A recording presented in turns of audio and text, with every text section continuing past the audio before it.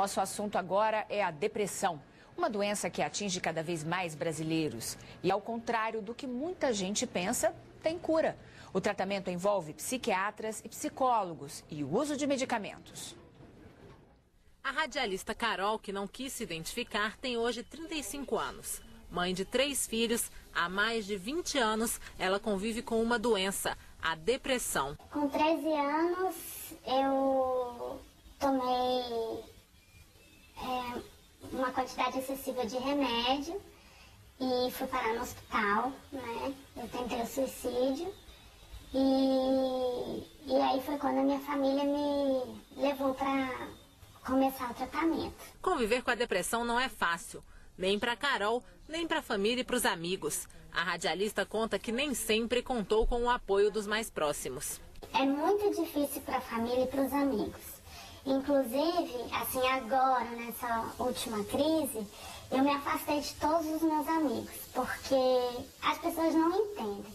Elas acham que uma semana você tá doente, tá ruim, é uma coisa. Passar disso já é exagero, você já não quer, você já não tem força de vontade.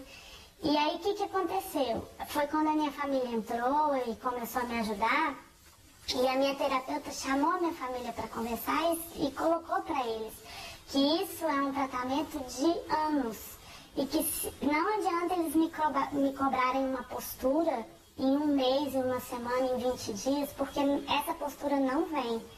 Então, assim, as pessoas têm que ter paciência, elas têm que entender que é uma doença. É tristeza, às vezes, é doença e precisa de tratamento. Segundo a Associação Brasileira de Psiquiatria, 10% dos brasileiros sofrem de depressão, um total de 20 milhões de pessoas.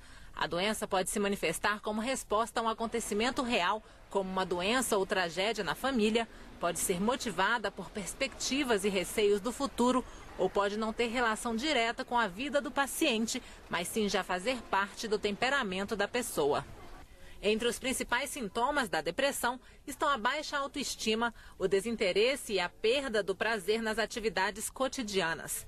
Outros sintomas são alterações no apetite, transtornos do sono, diminuição de energia, pensamentos suicidas.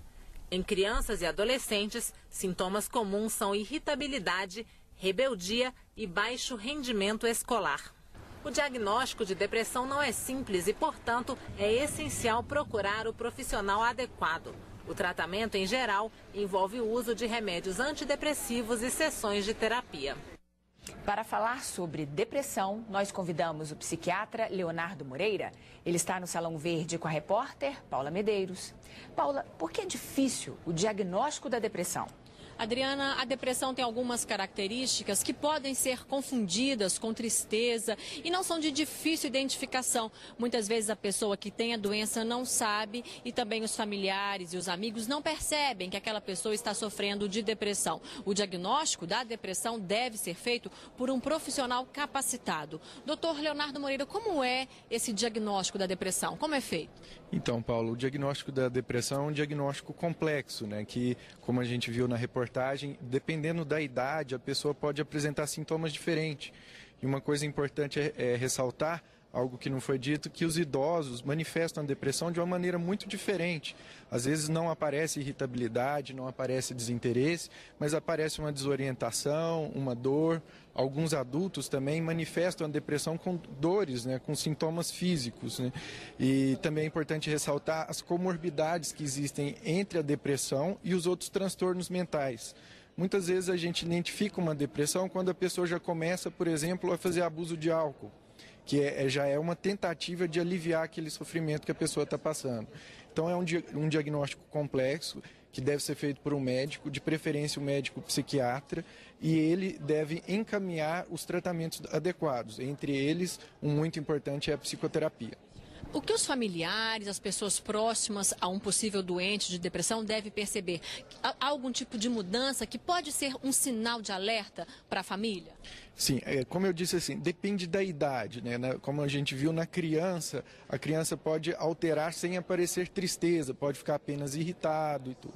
Mas o que o familiar deve ficar atento é que a pessoa muda, né? Os familiares já não notam aquele comportamento como algo da pessoa. A pessoa está diferente, não é mais ela.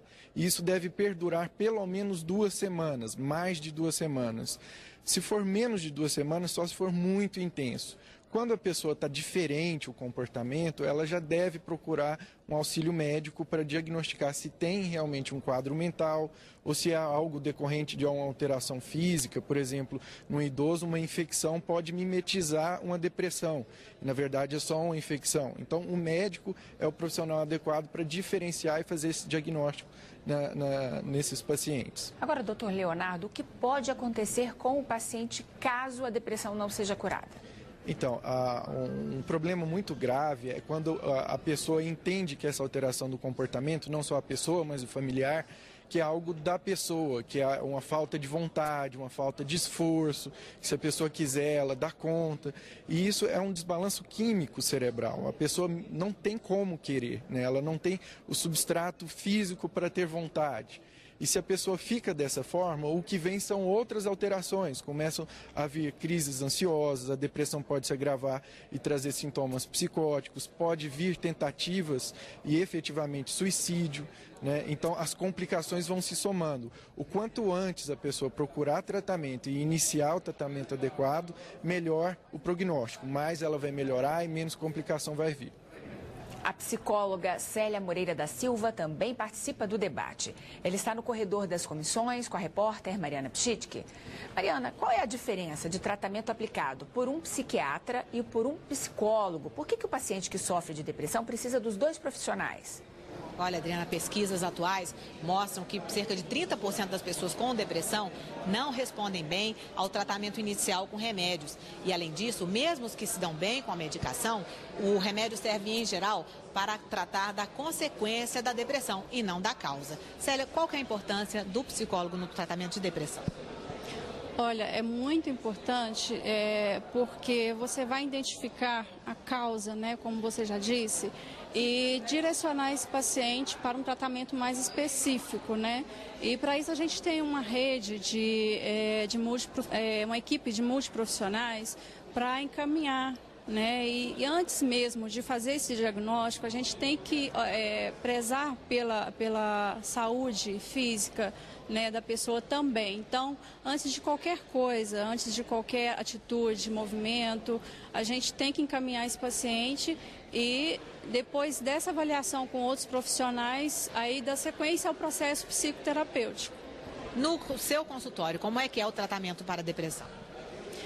Olha, o tratamento para depressão depende muito, vai de cada caso é um caso, né? Então a gente tem que analisar toda aquela estrutura, né? O que trouxe aquele paciente, o que o levou a procurar a psicoterapia, qual foi a demanda, né? Qual o motivo, a queixa principal que o levou a procurar o atendimento. A partir daí a gente começa a direcionar esse tratamento de acordo com as exigências, né? De acordo com a capacidade e com a disponibilidade e a vontade do paciente, porque ele não pode também ser induzido também, ele tem que querer também continuar a dar sequência a esse processo psicoterapêutico.